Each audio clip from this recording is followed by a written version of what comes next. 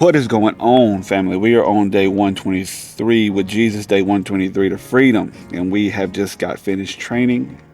And man, we're feeling good. It's kind of a little chilly out here though, so we're gonna get this guy rolling. We are on, let's see, we are on Mark 8. Jesus feeds 4,000. About this time, another large crowd had gathered, and the people ran out of food again. Jesus called his disciples, told them, I feel sorry for these people. They have been here with me for 3 days and have nothing left to eat. If I send them home hungry, they will faint along the way, for some of them have came a long distance. His disciples replied, how are we supposed to find enough food to feed them out here in the wilderness? Jesus says, how much bread do you have? 7 loaves, they replied. So Jesus told all the people to sit down on the ground.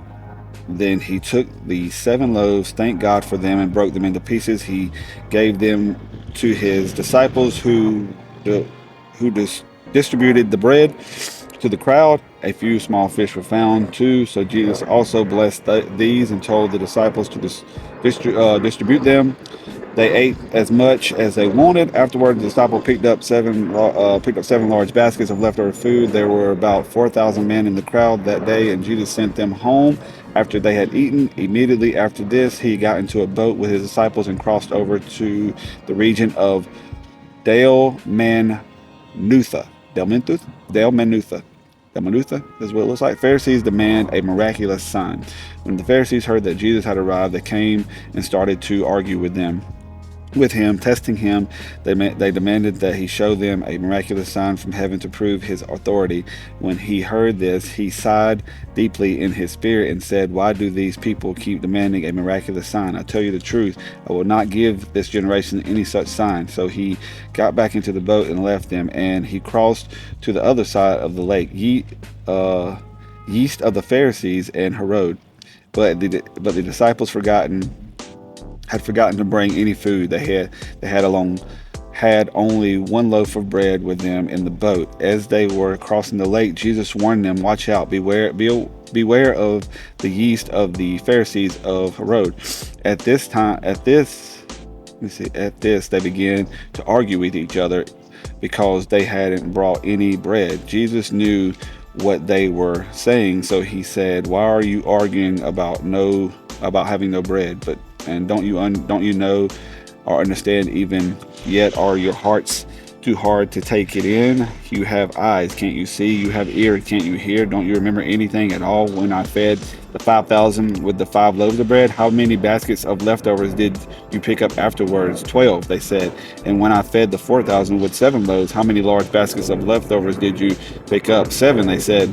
Don't you understand yet? He asked them. But Jesus heals a blind man. When they arrived at Bethsaida, some people brought a blind man to Jesus, and they begged him to touch the man and heal him. Jesus took the blind man by the hand and led him out of the village. Then, spitting on the man's eyes, he laid his hands on him and asked, can you see anything now? The man looked around. Yes, he said, I see people, but I can't see them very clearly. They look like trees walking around. Then Jesus placed his hands on the man's eyes again, and his eyes were open. His sight was completely restored, and he could see everything clearly. Jesus sent him away, saying, don't go back into the village on your way home.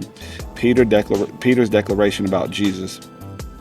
Jesus and his disciples left Galilee and went up to the villages near Caesarea Philippi. As they were walking along, he asked them, who do people say I am? Well, they replied, some say John the Baptist, some say Elijah, others say you are one of the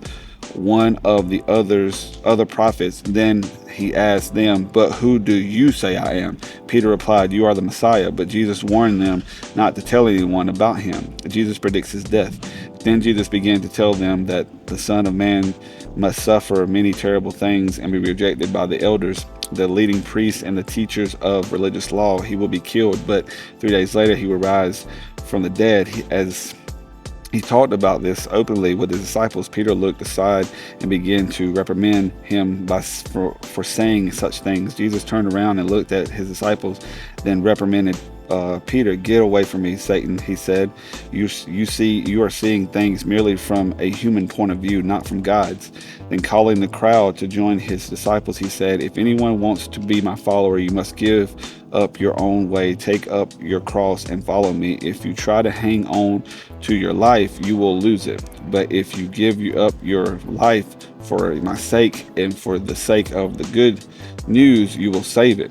And what do you benefit if you gain the whole world but lose your own soul? Is anything worth more than your soul? If anyone is ashamed of me and my message in these adulterous and sinful days, the Son of Man will be ashamed of that person when he returns in the glory of his Father with the holy angels." Don't be ashamed to walk with the Lord. Don't be ashamed to accept the Lord. Don't be ashamed to even speak about the Lord. Why?